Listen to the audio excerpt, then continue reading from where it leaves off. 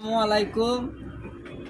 আমি একটা উস্তাদ ধরছিলাম, কিন্তু উস্তাদে আমার কিছু হিয়া দেয় নাই। মহান এক হিসাবে আমার উস্তাদ, এক হিসাবে আমার বড় ভাই, নাম তার সাব্বির ভাই।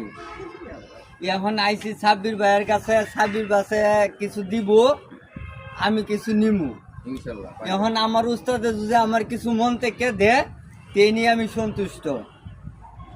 ভাই কিছু বলবা?